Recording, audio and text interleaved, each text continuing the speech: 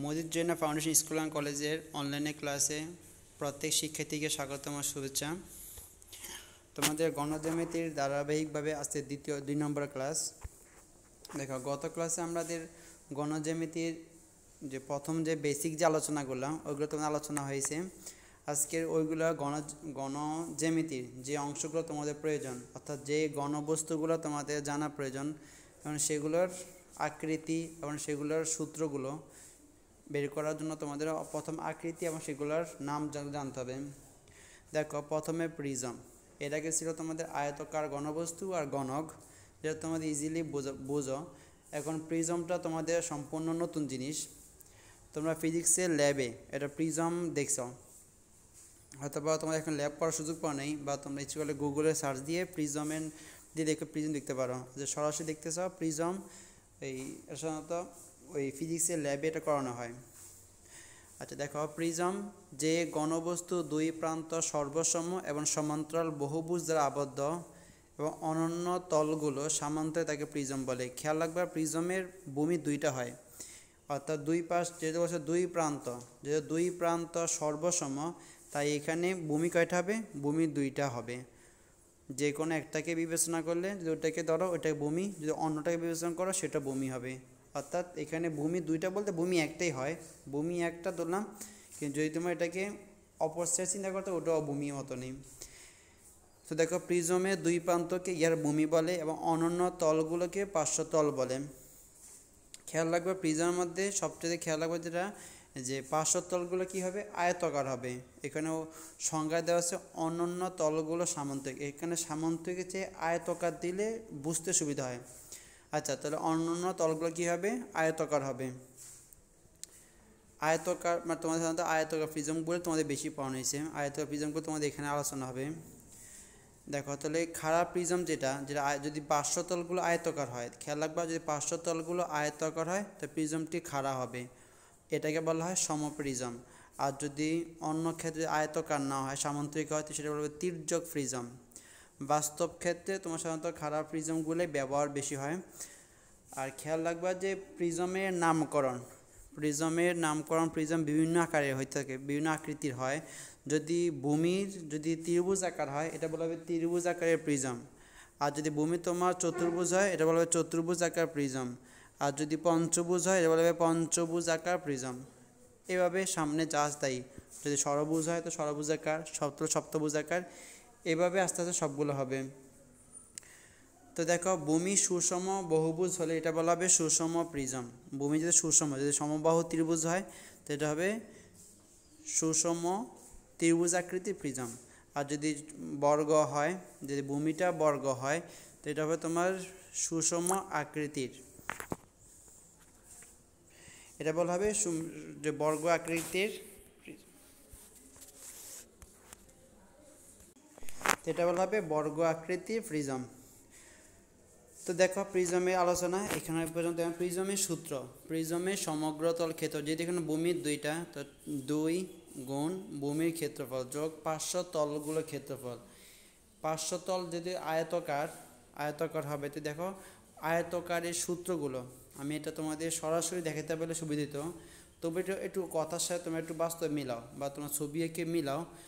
যে পার্শ্বতলের ক্ষেত্রে যদি পার্শ্বতলগুলো তোমার সামান্তরিক বা আয়তকার যদি আমরা খারাপ প্রিজম দিয়ে বলতেছি, যদি পার্শ্বতলগুলো যদি তোমাদের আয়তকার, সেই ক্ষেত্রে প্রত্যেকটারই যে দৈর্ঘ্য গুণ প্রস্থ ক্ষেত্রফল বের করার জন্য, তো দৈর্ঘ্য গুণ প্রস্থ, যদি তুমি ত্রিভুজ আকৃতির প্রিজম চিন্তা করো তো সেই ক্ষেত্রে দৈর্ঘ্য গুণ প্রস্থ, তাহলে দৈর্ঘ্যটা হয় তোমার কিসের মতন?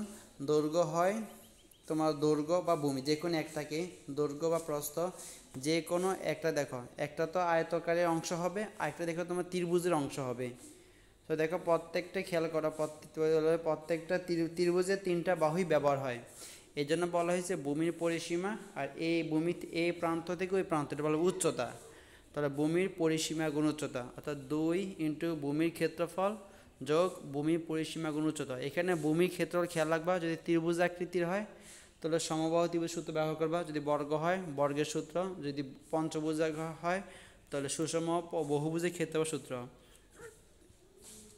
দেখো, আয়তন, ভূমির ক্ষেত্রফল গুণ উচ্চতা। এই ভূমির ক্ষেত্রফল কিন্তু বিভিন্ন সময় বিভিন্ন হতে পারে। যদি ত্রিভুজ হয় ত্রিভুজ সময় ত্রিভুজ, বর্গের সময় বর্গ, পঞ্চভুজ পঞ্চভুজ।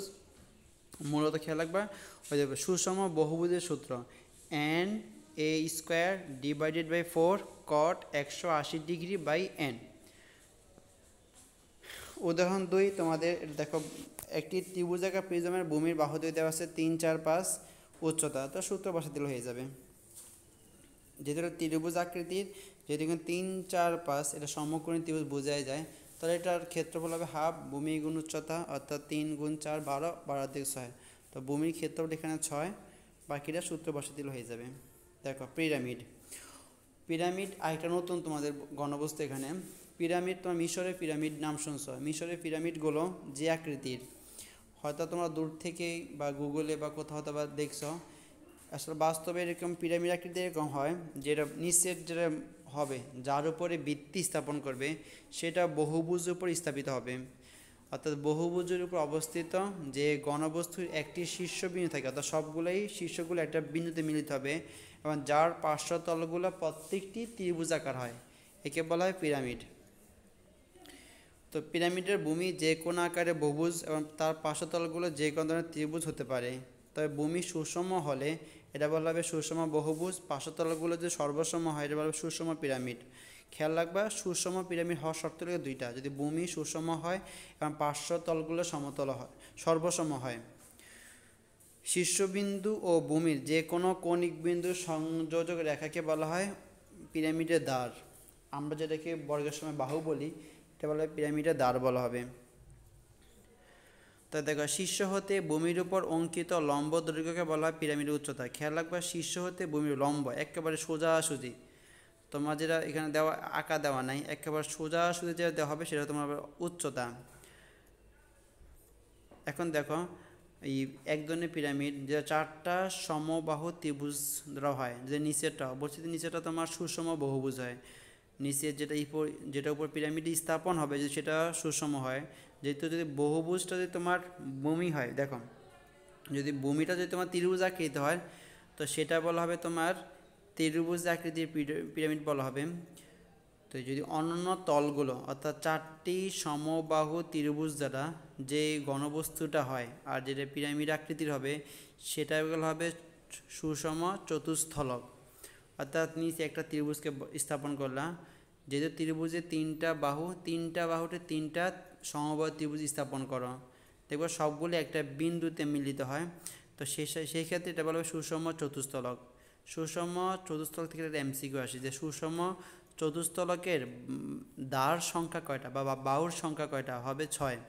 আর যদি বলো কৌণিক বিন্দু কয়টা, নিচে 3টা উপরে একটা, কৌণিক বিন্দু কয়টা হবে 4টা। এখানে একটা এমসিকিউ আসে, খেয়াল রাখবা যে বাহুর সংখ্যা হবে 6 আর কৌণিক বিন্দু হবে 4টা।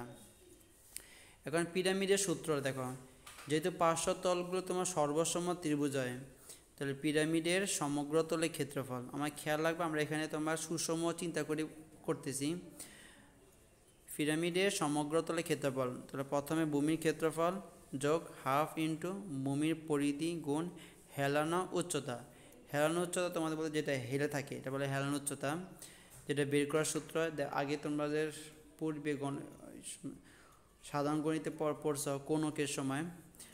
এখানে আবার বলতেছি এল সমান সমান এসি স্কোয়ার প্লাস আর স্কোয়ার স্কোয়ার রুট। আয়তন 1/3 ভূমির ক্ষেত্রফল গুণ উচ্চতা। দেখো উদাহরণ 3, এটা অঙ্ক দেওয়া আছে এখানে। 10 সেন্টিমিটার বাহু বিশিষ্ট বর্গাকার ভূমির উপর অবস্থিত একটি পিরামিডের উচ্চতা 12 সেন্টিমিটার, ইহা সমগ্রতলের ক্ষেত্রফল আয়তন দেওয়া আছে। তাহলে পিরামিডের ভূমির কেন্দ্রবিন্দু হতে লম্ব দেওয়া আছে তোমার 10, 5 হবে এটা, উচ্চ দেওয়া আছে 12। তাহলে ইয়ার যে কোনো পার্শ্বতলের ক্ষেত্র হবে এল সমান এস স্কোয়ার আর স্কোয়ার।